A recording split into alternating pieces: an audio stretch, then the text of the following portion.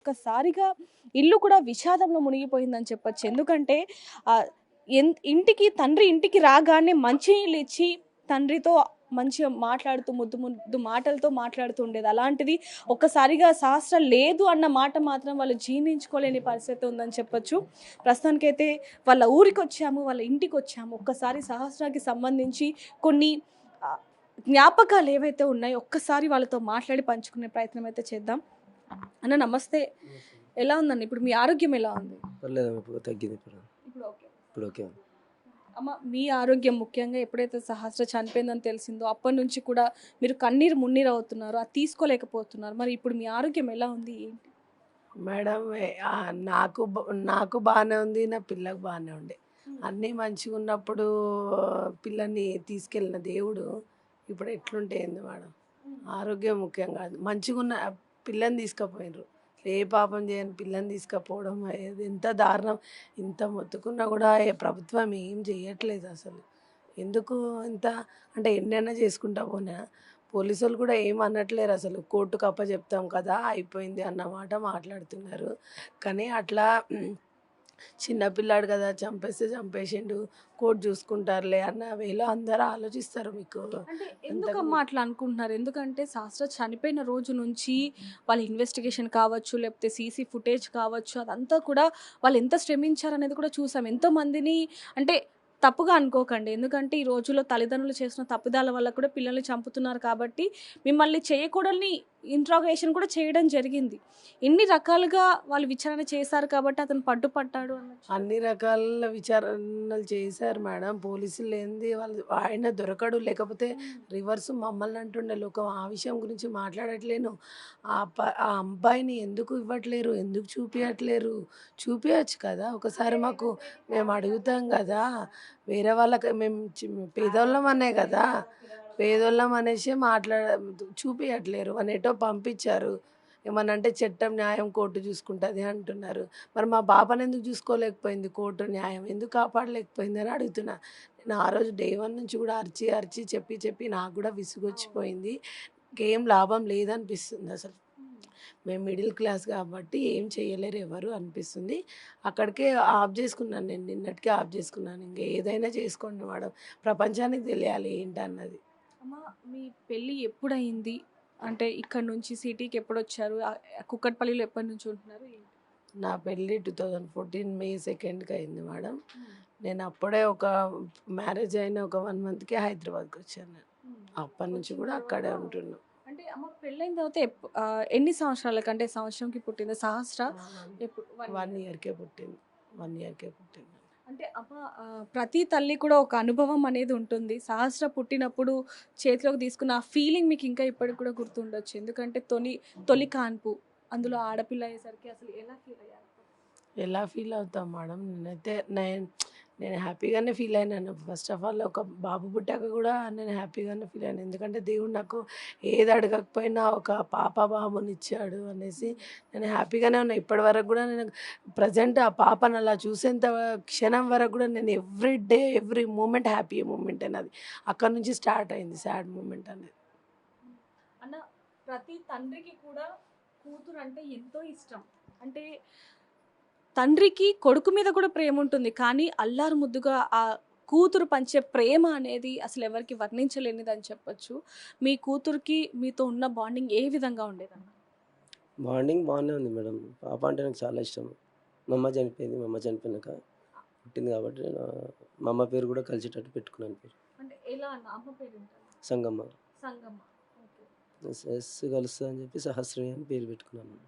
అంటే కూతురు పుట్టిన తర్వాత లైఫ్ కొంచెం చేంజ్ అవుతుంది, అదృష్టం వస్తుంది అంటే చాలా లైఫ్ లో కూడా సహస్ర పుట్టిన తర్వాత అదృష్టం అనేది కొంతవరకు వచ్చింది.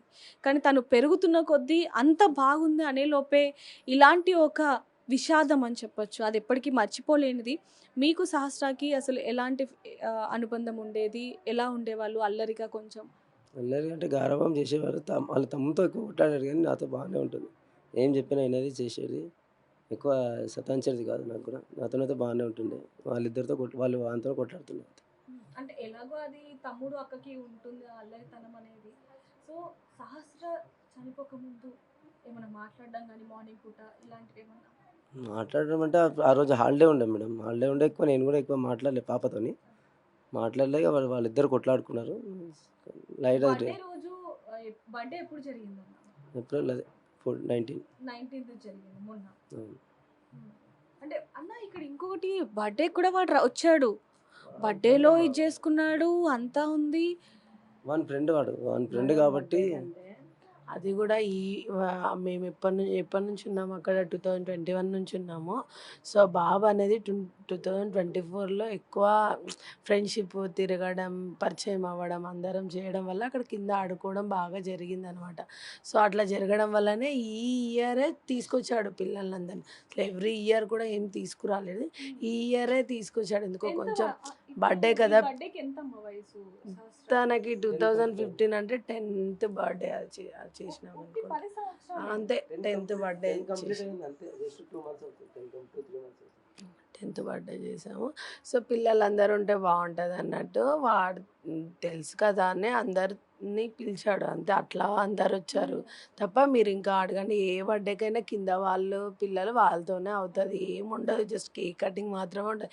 ఎన్ని బర్త్డేలు చేసినా కూడా మేము కేక్ కటింగే చేసాము, ఇంకేం చెయ్యలేదు. అంటే అమ్మ ఆ రోజు అంటే 10 ఏళ్ళు వస్తున్నాయి అని చెప్పి శాస్త్రీయమైన గిఫ్ట్ అడగడం కానీ, ఇది కొనివ్వండి నాన్న, లేకపోతే నేను ఇలా ఉంటాను పెద్దయ్యాక ఇది చదువుకుంటాను అన్నట్టు ఏమన్నా అడిగిందన్న? అడిగింది మేడం. 10th పాస్ అయితే మా ఫోన్ ఇప్పండి డాడీ అని చెప్పింది. ఫోన్ అడిగింది. ఫోన్ అడిగింది. సరే అమ్మా నువ్వు ఫస్ట్ క్లాస్ వస్తే కంపల్సరీ ఇప్పిస్తాను కూడా చెప్పింది. ఇదేంటంటే సెంట్రల్ గవర్నమెంట్ స్కూల్లో చదువుతుంది మేడం మా పాప. ఇది ఢిల్లీ వరకు వెళ్ళేటట్టు మీరు ప్రయత్నించండి. ప్రైమ్ మినిస్టర్ కూడా తెలియాలి. వాళ్ళ స్కూల్లో చదివే పాప చనిపోయిందని చెప్పి వాళ్ళకు కూడా తెలియాలని చెప్పి నా విజ్ఞప్తి. స్కూల్ వాళ్ళతో మాట్లాడారు. టీచర్ ఫోన్ చేసింది. వెళ్తాను రేపు ఖచ్చితంగా వెళ్ళి కలిసి వస్తాను. టీచర్కి ఫోన్ చేశారు వాళ్ళు, వెళ్ళాలి కంపల్సరీ. అమ్మ 10వ పుట్టినరోజు కూడా మీ దగ్గర ఉండి తనని రెడీ చేయడం జరిగింది. ఆ రోజు ఏం మాట్లాడిందన్న?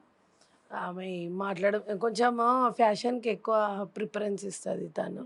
సో మనం రెడీ చేయాల్సిన అవసరం కూడా లేదు, తనే రెడీ అవుతుంది అనమాట. ఫ్యాషన్ అంటే ఎక్కువ ఇష్టం. స్టడీ బేస్ మీద కన్నా కూడా కొంచెం ఫ్యాషన్ ఎక్కువ, హెయిర్ లాంగ్ పెట్టుకోవాలా, ఎక్కువ హాఫ్ శారీస్ వేసుకోవడం, నా చున్నీస్ తీసుకోవడం, శారీస్ వేసుకోవడం, తనకి ఎక్కువ ఫ్యాషన్ మీదనే ఉంటుండే అనిపిస్తుంది. ఎక్కువ రెడీ అవ్వడం, నేను ఏదైనా పెట్టకపోయినా, కాటిక పెట్టకపోయినా, లిప్స్టిక్ పెట్టకపోయినా తన దగ్గరుండి పెట్టుకొని, ఇప్పుడు రీసెంట్గా మనం న్యూస్లో వేసుకున్న అప్పుడు కూడా దిగిన ఫోటోలో కూడా తనే రెడీ అవుతుంది. అలా తనకి ఇష్టం రెడీ అవ్వడం అంటే మెయిన్. అంటే అందంగా కనిపించాలి, మంచి రెడీ అవ్వాలి అనేది శాస్త్రకి ఉంది. అంటే ఒక ఆడపిల్లగా తను కొంచెం అందంగా ఉండాలి. తనకి ఉంటుంది. ఎక్కువ అంటే ఫ్యాన్సీ డ్రెస్సెస్ మీద ఎక్కువ ఇష్టపడదు, కానీ స్మూత్గా ఉండే డ్రెస్సుల మీద ఎక్కువ కేర్ తీసుకుంటుంది. తన మొహం నీట్గా ఉండాలి, మంచిగా ఉండాలి అన్న వేలో ఆలోచిస్తుంది తను. అంటే అమ్మ అసలు ఆ వ్యక్తి ఎవరైతే ఇప్పుడు చంపేశాడో ఆ దుర్మార్గుడు మీకు ఎప్పటి నుంచి అంటే ఎప్పటి నుంచి ఇంటికి వస్తూ ఉండేవాడు? అదే చెప్తున్నాను కదా, మా బాబు ఎప్పుడైతే కిందకి వెళ్ళి ఎందుకు పరిచయం చేసుకున్న మా అబ్బాయిని కూడా అంటే, బాబు వీళ్ళు వేరే దగ్గర గ్రౌండ్కి వెళ్తారు కదా, సో అట్లా అడగడం, కొంచెం చూసుకోండి, మంచిగా ఉండండి, చిన్నోడు కదా అట్లా వల్ల మాట్లాడడం అంతే. అంతే తప్ప మన ఇంటికి కూడా మన రీసెంట్గా 2 times వచ్చారు అంతే. అంతకుముందు బర్త్డేకి వచ్చారు అంతే. అంతకుమించి అసలు తెలియదు. ఇట్లా మీరు చూసారు కదా ఇల్లు, అక్కడ నుంచి జస్ట్ మాట్లాడతారు. ఎందుకు మాట్లాడతారంటే ఈ అబ్బాయి కోసమే మాట్లాడేది, లేకపోతే మాకేం అవసరం లేకుండా వేరే వాళ్ళతో. పేరెంట్స్ వాళ్ళ మమ్మీని చూసాను అంతే, వాళ్ళ డాడీ కూడా మాకు ఎవ్వరికి తెలియదు. వాళ్ళ మమ్మీ కూడా అక్కడ నుంచి ఎప్పుడన్నా పడితే బట్టలు పడతాయి కదా వాళ్ళవి, మన సైడ్ మనం తీసి ఇవ్వడం, లేదు అంటే స్మైలింగ్ ఇట్లా ఉంటారు కదా అంతే. స్మైల్ లేదమ్మా, అసలు ఫాదర్ తెలియదు నాకు ఇంతవరకు, అసలు చూడలేదు, చేయలేదు. నేనైతే ఏమున్నా వాడు ఒకసారి పైకి పిలుస్తుంటే చూస్తుండే అంతే. నేను ప్రతి ఒక్కరికి వస్తున్న అనుమానం ఒకటే అన్న, వాడు చంపేసిన తర్వాత పాపని అక్కడే ఉండి తిరగటం, ఒక కహాని మీకు చెప్పటం అనేది అసలు ఎవ్వరం కూడా ఇప్పుడు వరకు కూడా కుక్కట్పల్లి వాసులు కాదు కదా, ఈ వార్త విన్న ఎవ్వరు కూడా అసలు జీర్ణించుకోలేకపోతున్నారు. ఎందుకంటే ఒక 14 ఏళ్ళ మైనర్ బాలుడు ఇంత దారుణంగా అన్న, మేజర్ వాడు 18 years ఉంటాయి, ఈజీగా ఉంటాయి. అందరు మీడియా అయినా ప్రభుత్వం అయినా ఒకటే గుర్తించండి, వాడు మైనర్ కాదు, 100% 18 years. 10th class చదువుతుండు, కానీ వాడు ఎన్నిసార్లు మిస్ అయ్యిండో క్లాసులు చిన్న మధ్యలో. 18 above ఉంటాడు వాడు, 100%. బ్యాక్లాగ్స్ ఉన్నాయి వాడికి. ఫెయిల్ అయి ఉన్నాడు, స్కూల్కి వెళ్ళాడంట. నిన్న వార్తల్లో చూసి నేను కూడా షాక్ అయిపోయినాను మేడం. వాడు స్కూల్కి వెళ్ళడమే తక్కువ అంట అసలు ఇప్పుడు, స్కూల్కి వెళ్ళాడు. కానీ మైనర్ బాలుడని గుర్తించకండి ప్లీజ్, రిక్వెస్ట్ చేస్తున్నాను నేనైతే. వాడు మేజరే, వాని తెలివి, వాని మైండ్, వాడు హ్యాండ్ రైటింగ్ చేయడం చూసాను. వాడు వస్తే ఎట్లా చంపాలని ప్లాన్ చేసుకొని వచ్చాడు కాబట్టి వాడు చాలా మేజర్. వాడిని నిజంగా కాల్చి చంపేయండి అని ప్రభుత్వాన్ని కోరుతున్నాను. లేదంటే మాకు కాదు మేడం, తను స్కూల్కి వెళ్ళాడో కూడా మాకు తెలియదు. ఎందుకంటే మేము ఇంటికాడ ఉండాం కదా. ఉంటేనన్నా ఈ అబ్బాయి ఇలాంటి వాడు అట్లా వెళ్ళకూడదని మేము మా పిల్లల్ని కూడా ఖచ్చితంగా దండిస్తుంటాం. మాకు తెలియదు కదా, ఇంటికాడ ఉంటామా ఏమన్నా. ఇంటికాడ ఉంటే డెఫినెట్గా చూసి అబ్జర్వ్ చేసి ఎవరు ఎలాంటి వాళ్ళు అనేది కూడా ఖచ్చితంగా చూసేవాళ్ళని నేనైతే. అంటే ఆ రోజు అసలు ఏం జరిగిందన్న? ముఖ్యంగా మీరు అందరిని అడగటం జరిగింది, ఎవరైనా వచ్చారా, ఏం జరిగింది, గట్టిగా అరవటం జరిగింది. అంటే మీరు బాధపడాలన్న ఉద్దేశం కాదు. అంటే ఆ రోజు అసలు ఏం జరిగింది, మీరు అక్కడ ఏం చూసారు? అంటే మేడం అక్కడికి వచ్చేసరికి మొత్తం సైలెంట్గా ఉండే ఏరియా మొత్తం సైలెంట్గా ఉంది. నేను 12:40కి అట్లా వచ్చాను. 12:40కి అట్లా వచ్చాను. 12:40కి వచ్చాను. 12:40కి వస్తే కింద ఓనర్స్ కూడా డోర్ లాక్ చూసిండే. పైన ఎవరు కనిపించకపోతే చక్కగా స్ట్రైట్గా పైకి వెళ్ళాను. వెళ్ళి చూస్తే డోర్ లాక్ చేసి డోర్ వేసి పెట్టండి. బయట నుంచి డోర్ వేసారు. అది ప్లస్ డోర్ వేసేస్తే నేను పిలిచిన పాపని, సహస్రిని అంటే ఆమె పలకలేదు సార్. బయట ఆడుకుంటుందేమో అని చెప్పి నేనేం చేశాను, కాలు కడుక్కొని లోపలికి డోర్ ఓపెన్ చేసి లోపలికి వెళ్ళాను. అక్కడ పక్కన రైట్ సైడ్లో పడుకొని ఉంది. మొత్తం లైట్స్ ఆఫ్స్ ఉన్నాయి, ఏం కనిపించలేదు నాకు. సరే ఏందమ్మా అట్లా పడుకున్నావు, రెండు డోర్ పెట్టిరాని అన్నాను. లేదు చూసి పలకలేదు అసలు. మళ్ళీ టిఫిన్ తీసుకొని బయటకి వెళ్తుంటే ఏందమ్మా అంత మత్తులో పడుకున్నావు అని చెప్పి చేయబట్టి లాగితే మొత్తం బ్లడ్ వచ్చేసి మామూలుగా పడుకుంది. ఇక్కడ నెత్తి మొత్తం తడిసిపోయింది, మొత్తం అంతా తడిసిపోయి బ్లడ్ ఇదంతా కారుతుంది, లాగంగా ఇదంతా కారుతుంది. ప్లస్ టీషర్ట్ ఇట్లా ఓపెన్ చేసి చూసిన, టీషర్ట్ మామూలుగా ఉండే కానీ ఇక్కడ ఈ రెండు ఇట్లా కొవ్వు లాంటివి వచ్చేసి మొత్తం బొడ్డు కాడ గట్టి కూర్చాడేమో, బ్లడ్ వస్తూ ఉంది అప్పటికి.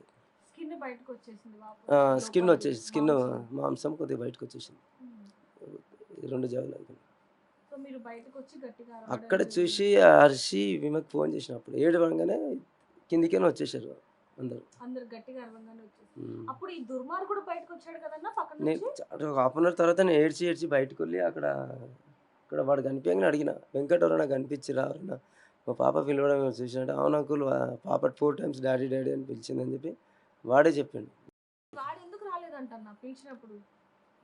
అదే నాకు అసలు ఎవ్వరు లేరు అని నేను స్నానానికి వెళ్ళినా చూసిన ఎవరు అని చూసేసి స్నానానికి. వాడు చాలా దరిద్రం, వాడిని ఉంచొద్దు మేడం ప్లీజ్, నేను చెప్తున్నాను కదా. వాళ్ళ మమ్మీకి తెలుసు, 100% వాళ్ళ మమ్మీకి తెలుసు, వాళ్ళ డాడీకి తెలుసు. ఆడు వాళ్ళ మమ్మీకి కూడా చెప్పిందంట, వాళ్ళ మమ్మీకి చెప్పింది వాడు. వాళ్ళ మమ్మీకి కూడా తెలుసు, ఇది ఎక్కడిరా, ఏందిరా సడన్గా ఇట్లా అవుతున్నావు, ఏమన్నా చేసినావు రావనే వాళ్ళ మమ్మీ కూడా అడిగిందంట. సార్ వాళ్ళు చెప్తున్నారు కదా, వాళ్ళ మమ్మీ ఆ రోజు అడిగింది, నువ్వేమైనా చేసావా, ఇట్లా ఎవరు దొరకట్లేరు అంటే, ఏంటి మమ్మీ నువ్వే నన్ను అనుమానిస్తున్నావు అని అన్నారంట అని అంటున్నారు. తల్లి అలా అంటే మామూలుగా ఎవరైనా సరే ఒక తల్లి అడుగుతుందంటారు అలా, నువ్వేమైనా చేసావని అంట.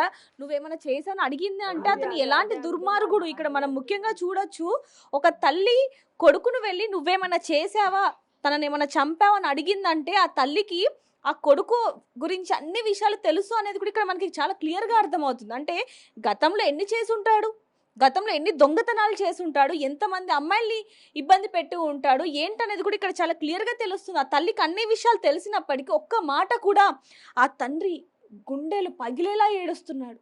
ఆ తల్లి నా కూతురు లేదు, ఈ రోజు నుంచి ఇంకా తిరిగి రాదు అని చెప్పి ఎంత ఏడుస్తుందంటే ఆ చుట్టుపక్కల వాళ్ళందరూ కూడా కన్నీరు అవుతున్నారు. అలాంటి కూడా ఆ తల్లి మనసు కరగలేదా, నా కొడుకు తప్పు చేశాడు వెళ్ళి చెప్తాము అని కూడా అక్కడ అనిపించలేదా?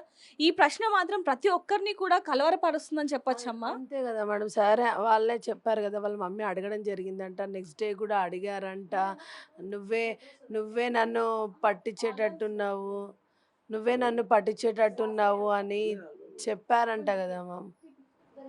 నువ్వే నన్ను పట్టించేటట్టున్నావు మమ్మీ అని నెక్స్ట్ డే కూడా అడిగారని చెప్పారు కదా సార్, వాళ్ళే చెప్పారు కదా. అలాంటిది 5 days వరకు కూడా ఎందుకు ఆగాలి మేడం, వాళ్ళకి తెలుసు కదా. అట్లా చేయడం బట్టే ఇట్లా అవుతున్నాయి మేడం. మేము చెప్పి చెప్పి చాలా విసిగెత్తిపోయాము, ఇంకా మా వల్ల కావట్లేదు. మేము మిడిల్ క్లాస్ వాళ్ళం, ఇంతకన్నా ఏం చేయలేము. మాకు ఇల్లు లేదు ఏం లేదు అనే కదా మేము చేసుకొని బతకాలనే వచ్చాము.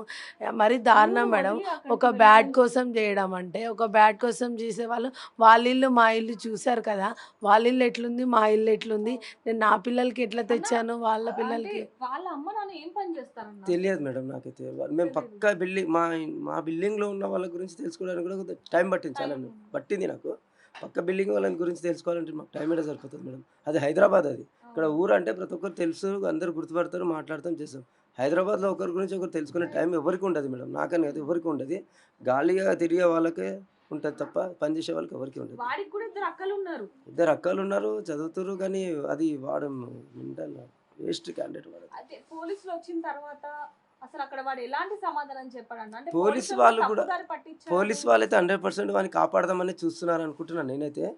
డిఎస్పీ సార్ కూడా అన్న, నేను ఒకసారి కలిపియండి సార్ నాతో, నేను మాట్లాడతా, వాడు ఏంది అసలు అట్లా చంపాలనుకుంటుండే, ఏంది అసలు కారణం తెలియకుండా మీరు అట్లటే దాపెడతారు సార్ అంటే, మేము ఒప్పుకోము, చట్టం ఒప్పుకోదు, చట్టం తీసుకెళ్ళిపోయింది అనేసి అతను కూడా బాధిస్తుంది. అతను ఒప్పుకోవట్లేదు, మా బాధ అర్థం చేసుకోవట్లేదు అని. బయటకు వచ్చిన తర్వాత అతనితో మాట్లాడిన తర్వాత 5 రోజులు ఇన్వెస్టిగేషన్ ఎలా జరిగిందన్న? అంటే పోలీసులు ప్రతి ఒక్కరిని అడుగుతున్నారు, ఒక వైపు నుంచి మిమ్మల్ని కూడా. 2 days బయటికి రానియలేరు, ఫోన్ లాక్కున్నారు, అసలు ఏం మాట్లాడనిస్తలేరు, ఏం చేస్తలేరు, ఫోన్ లాక్కుని పెట్టేసుకున్నారు అంతే.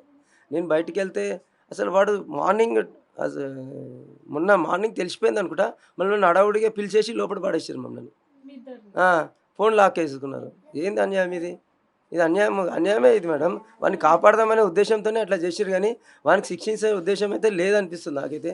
ఇది మాత్రం పై దాకా నేను తీసుకెళ్తా, గవర్నమెంట్తో ఖచ్చితంగా ఫైట్ చేయగలుగుతున్నాను, నేను చేస్తాను. అది ఖచ్చితంగా ఫైట్ లో మేము కూడా భాగంగా ఉంటామన్నా. అమ్మ 5 రోజులు కూడా వాడు మిమ్మల్ని చూస్తున్నా, మీరు వాడిని చూసారా?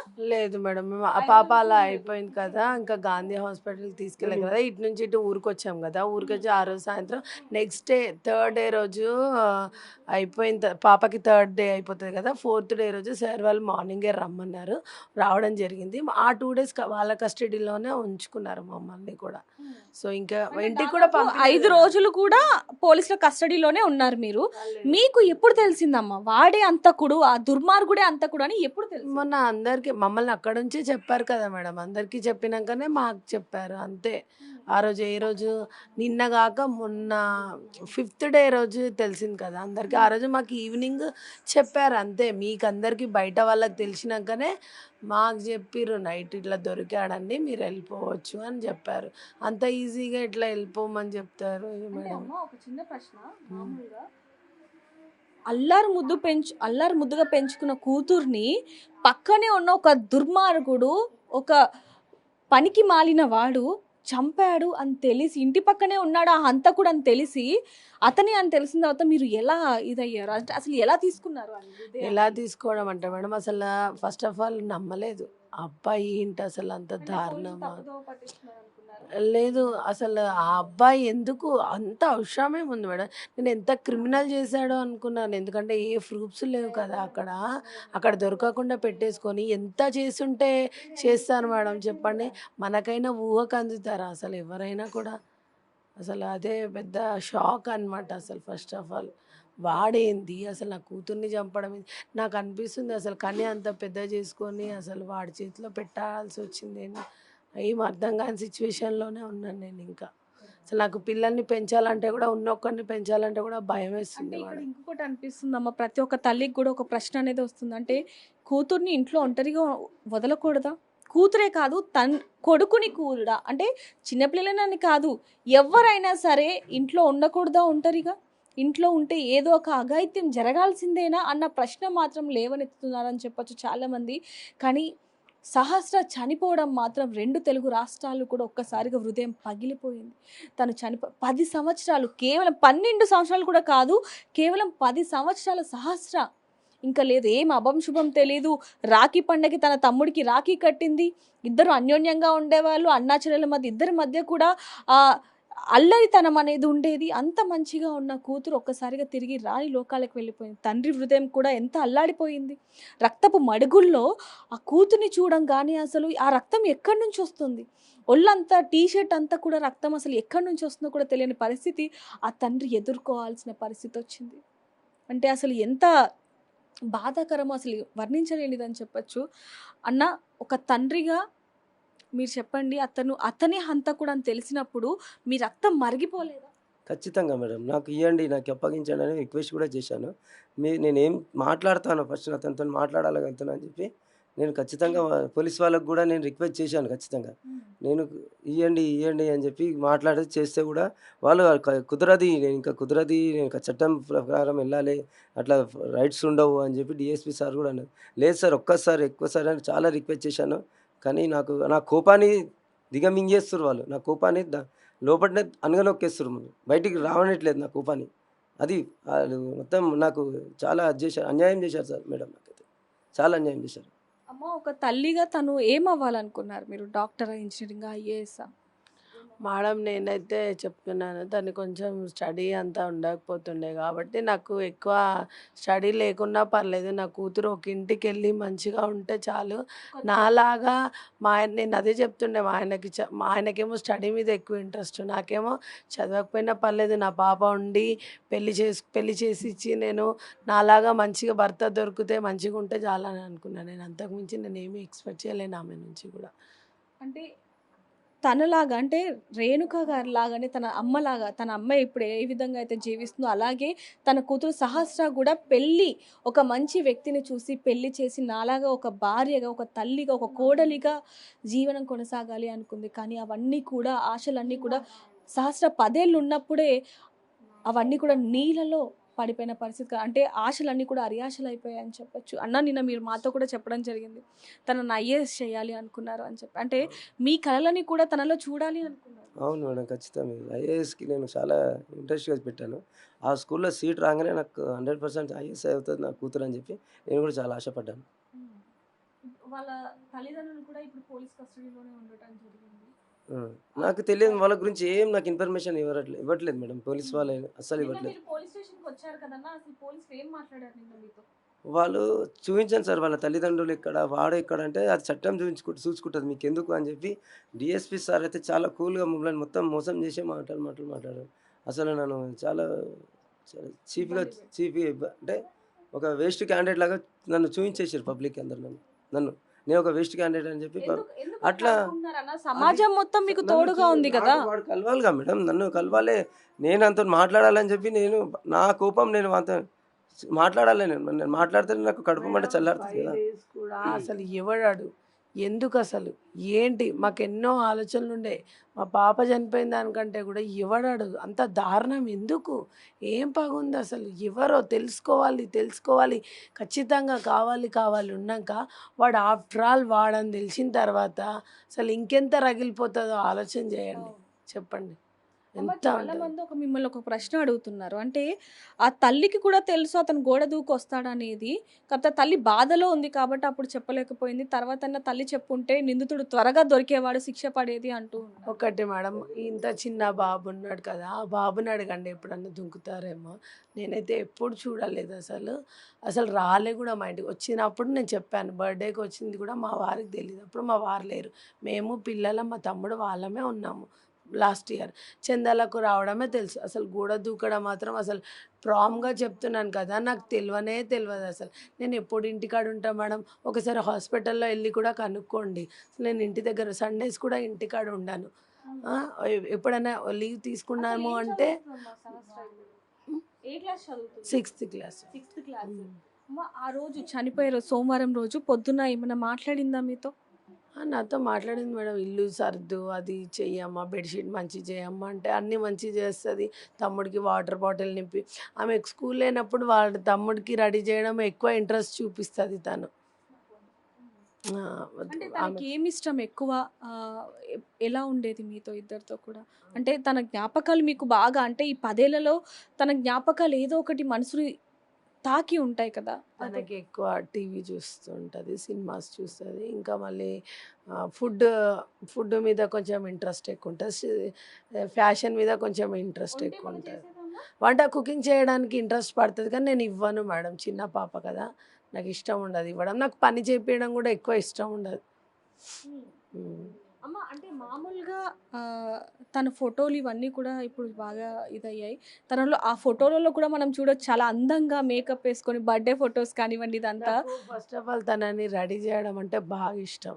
ఫస్ట్ ఏదొచ్చి చిన్నప్పటి నుంచి కూడా అంతే, ఎక్కువ రెడీ చేయడానికే ఎక్కువ నేను కూడా ఇంట్రెస్ట్ చూపిస్తాను అనమాట. తను కూడా మంచిగా రెడీ అవుతుంది. ఫస్ట్ ఆఫ్ ఆల్ రెడీ చేయి మమ్మీ రెడీ చెప్తుంది. అంటే ఇప్పుడు ఆ రాఖీ పండుగ రోజు కూడా తన తమ్ముడు రాఖీ కట్టినప్పుడు ఏమి ఇవ్వాలి గిఫ్ట్ అలాంటివి ఏమైనా అడిగిందా అన్న మిమ్మల్ని? వీడికి అడిగింది కానీ మమ్మల్ని అడిగింది. ఏం రాఖీ కావాలనింది? రాఖీ కడుతున్నాను కదా, నాకు మేడం ఏమి ఆమె ఇస్తావు ఏమి ఇవ్వమని అడగదు. వాడు 10 రూపాయలు ఇచ్చినా కూడా తీసుకుంటుంది, హ్యాపీగా తీసుకుంటుంది. కట్టడానికి ఎక్కువ ఇంట్రెస్ట్ చూపిస్తుంది అనమాట. ఇంకా కట్టాలి, మా తమ్ముడికి బొట్టు పెట్టాలి, కట్టాలి, మేము ఏం చెప్తే అది చేయాలి, మా తమ్ముడు కాళ్ళు మొక్కాలి, అలాంటివి ఎక్కువ ఇంట్రెస్ట్ ఉంటుంది. డబ్బుల మీద ఎక్కువ ఆశపడదు. తన బర్త్డేస్ అప్పుడు అయినా సరే కూడా ఎక్కువ ఇది చేయండి అది చేయండి అని ఏం చెప్పదు. తన కేక్ కట్ చేసి వాళ్ళ ఫ్రెండ్స్ని పిలిస్తే చాలు, అంతే.